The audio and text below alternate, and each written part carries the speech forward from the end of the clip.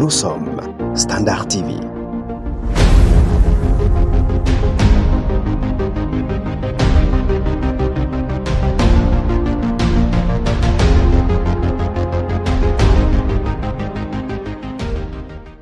Messieurs et dames, à vos titres et qualités, je me fais un grand honneur d'être devant vous pour cet échange qui porte essentiellement sur la visite que j'ai entreprise ce matin sur les différents sites de la ville où se réalisent des travaux d'assainissement, de drainage et de lutte anti-érosive. Cette mission, nous l'avons menée parce qu'il était absolument important pour nous, compte tenu des plaintes que nous avons entendues ici de la population. Et nous sommes aussi, en dehors de tout, élus de ce peuple, élus de cette province. Nous avons eu besoin de visiter, de voir de nos propres yeux ce qui se réalise. C'est une mission que nous avons commencé par ici, en ville, pour visiter aux confins des avenues Kassavubu et Clédibindji. Voilà. Ouais. C'était pour moi assez satisfaisant de voir que je connais assez bien la ville. J'ai vu la situation qui est traversée ce quartier qui s'est vidé pratiquement. J'ai trouvé que les travaux sont très avancés. L'érosion est presque maîtrisée parce qu'il y a un grand collecteur qui a été érigé et sans être un technicien, je constate que l'eau de presque tout le quartier est acheminée pour être déversée au bas-fond avec moins de risques que le ravin reprenne.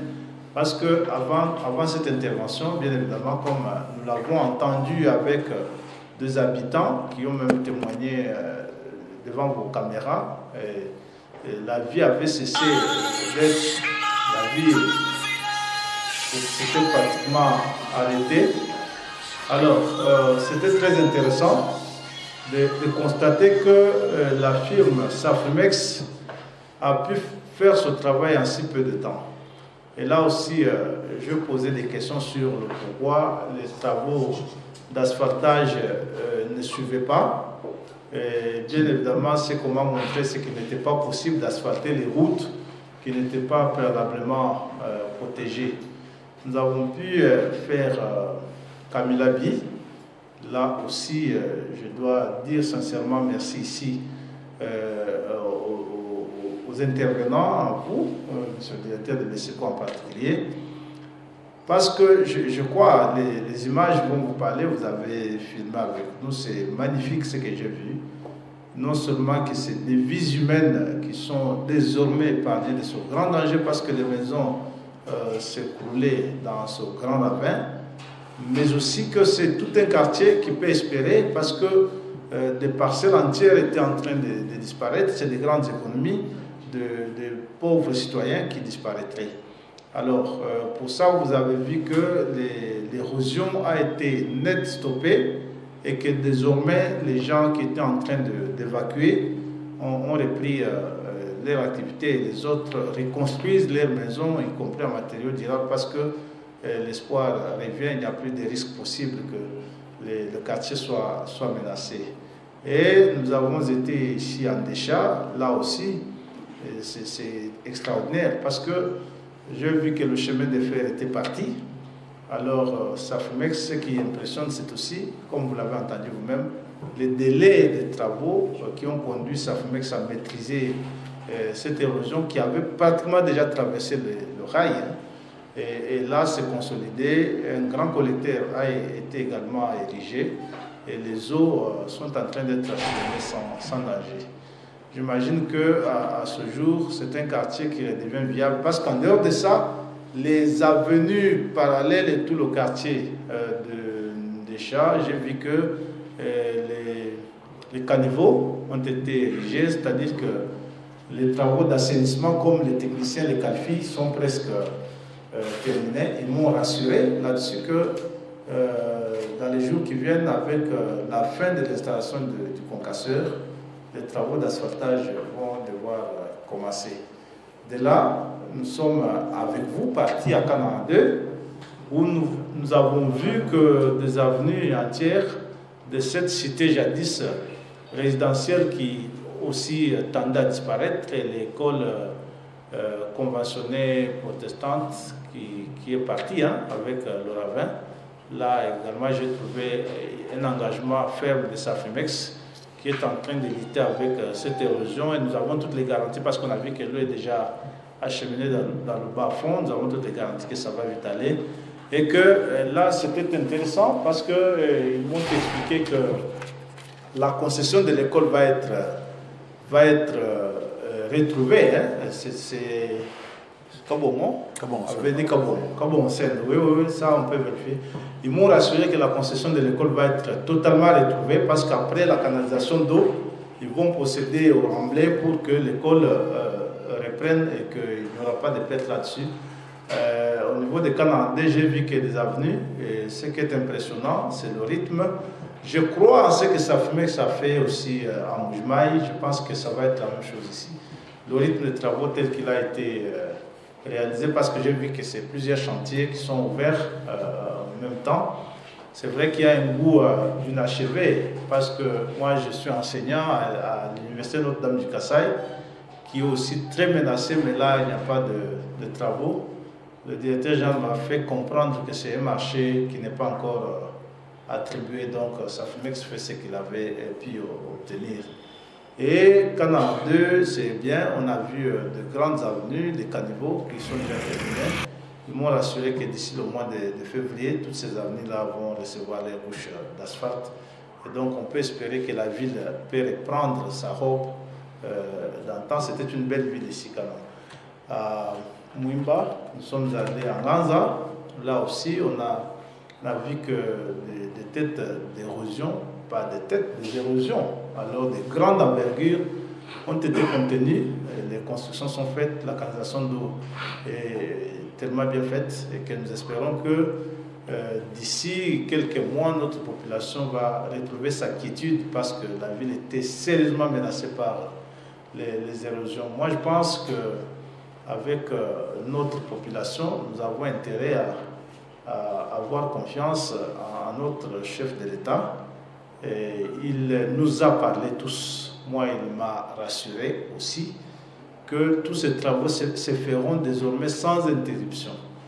À côté de ces travaux que nous voyons qui sont en train de se réaliser sur toute la ville, il est vrai qu'on manque parfois de patience, parce que nous venons d'une situation assez ombrageuse.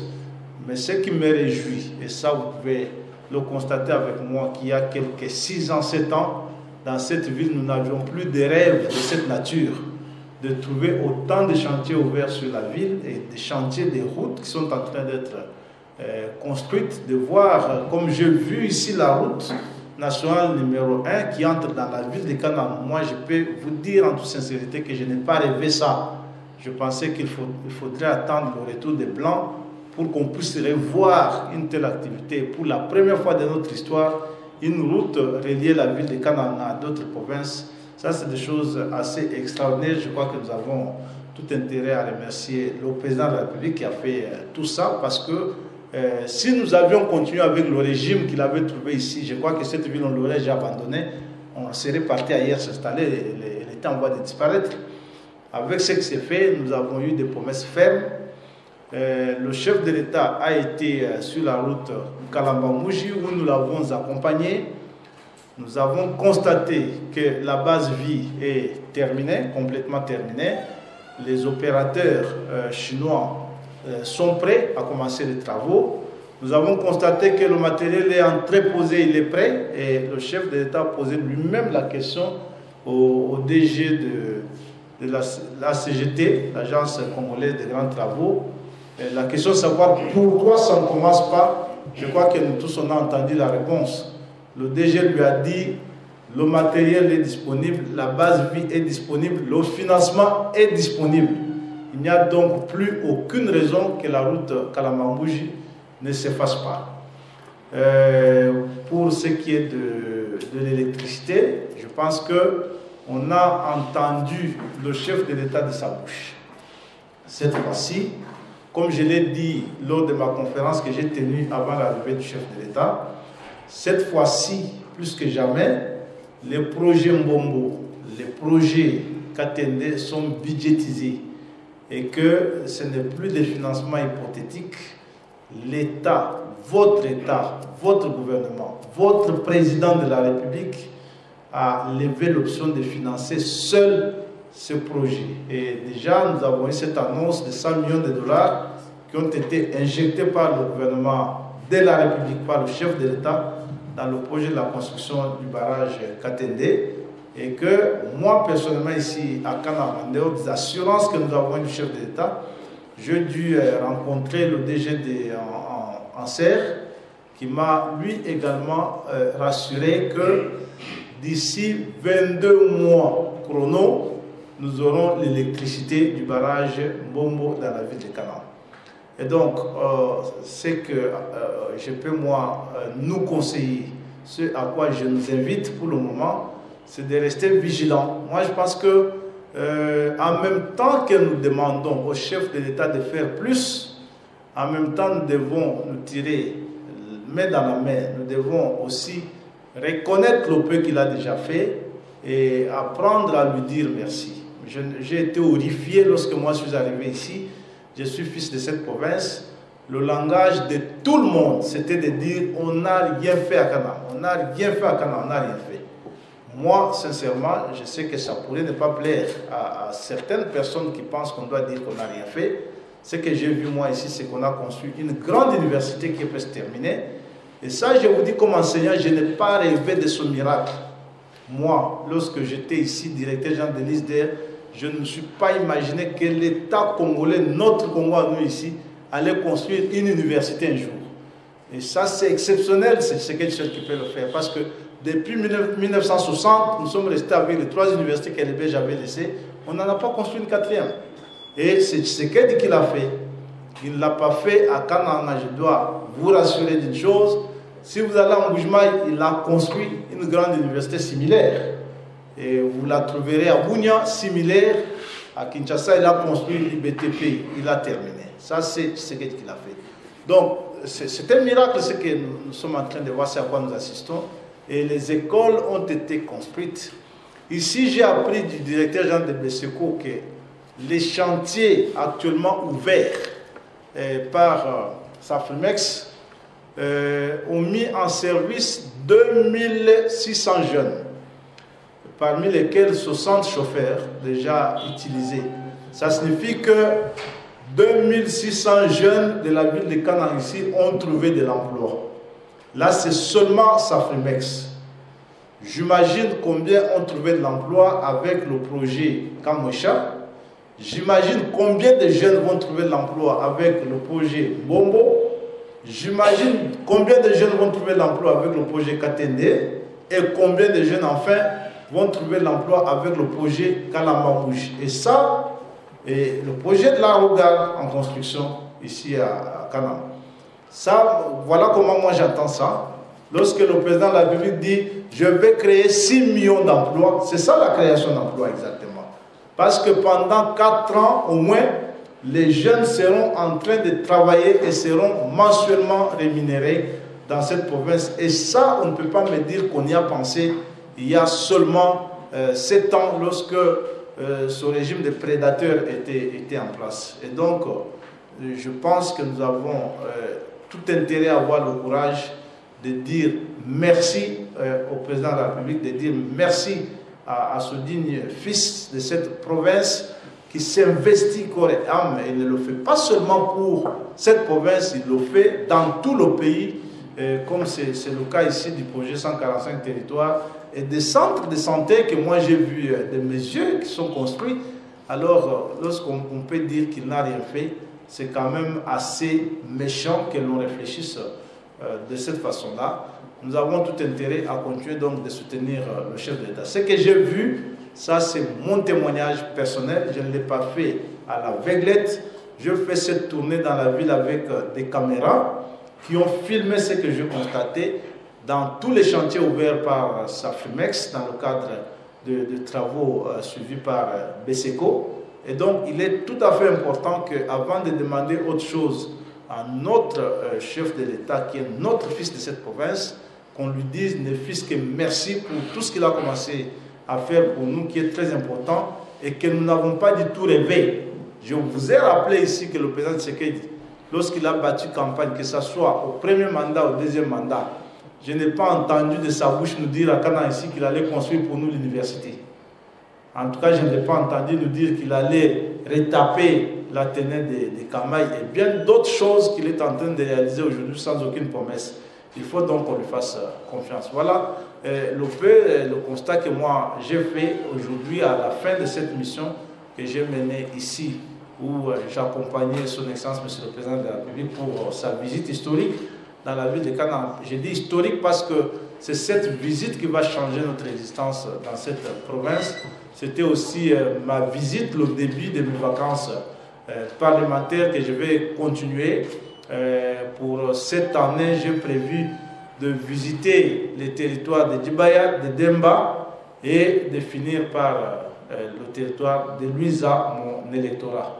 Voilà ce que je veux faire. Je viens aussi comme fils de cette province en ma qualité de premier vice-président de l'Assemblée nationale. Je m'organise pour visiter tous ces territoires, bien que ça ne se fera pas en une seule descente.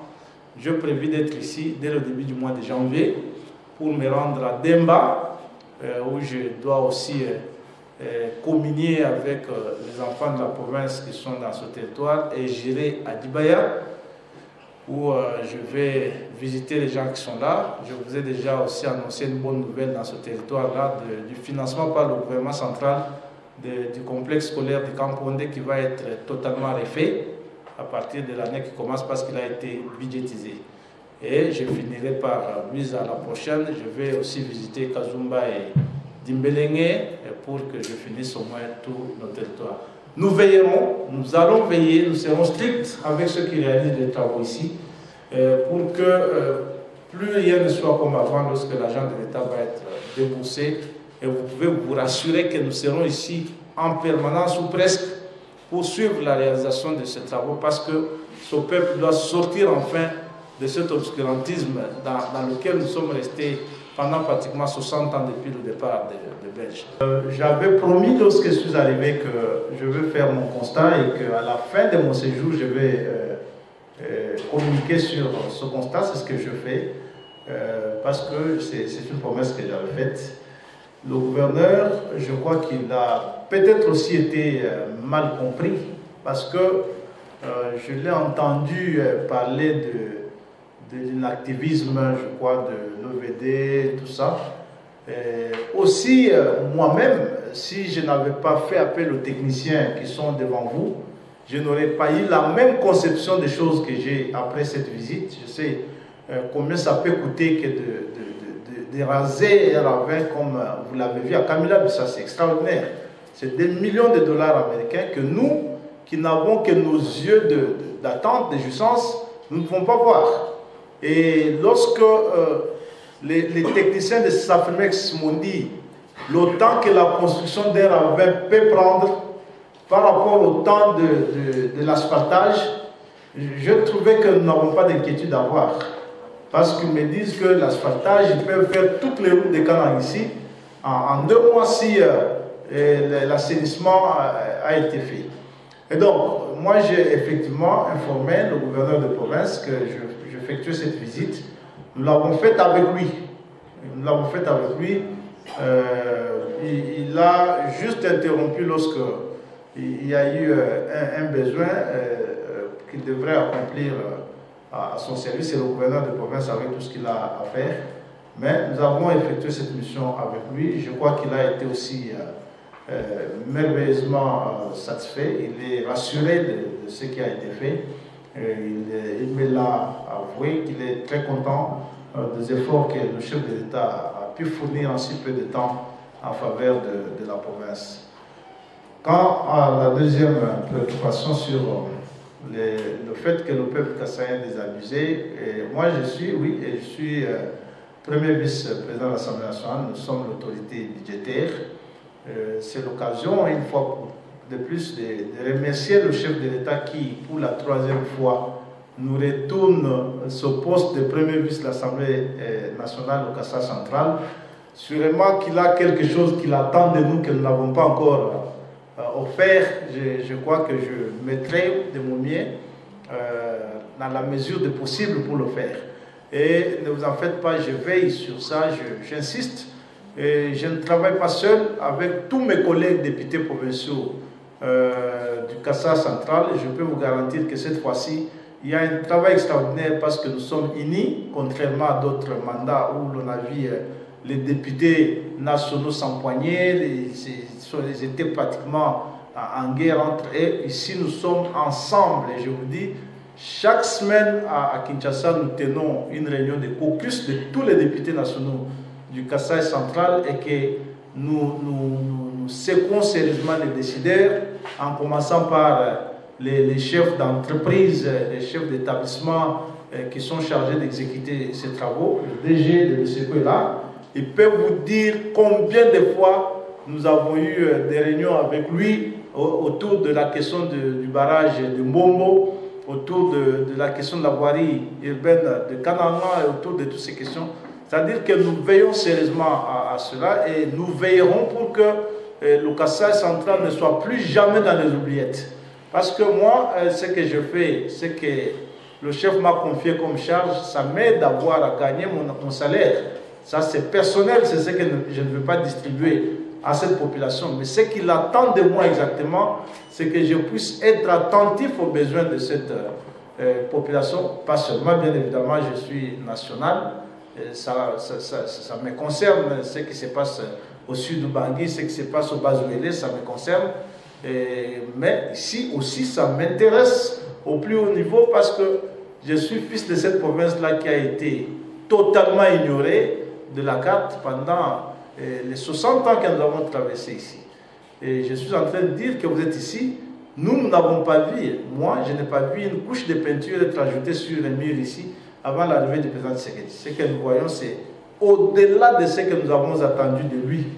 Parce que je sais que tous ces gémissements vont cesser à un moment donné lorsque notre population va voir cette route traverser Kanam, aller en Bujimaï. Lorsque notre population va voir cette route quitter Kanam, traverser le territoire de Kazumba, ou cette route qui va quitter Kanam, traversant Tchimboulou vers Mwenditu, il y a une autre qui quitte Tchimboulou vers Kabekamwanga, une autre qui quitte Kanam vers Bujimaï.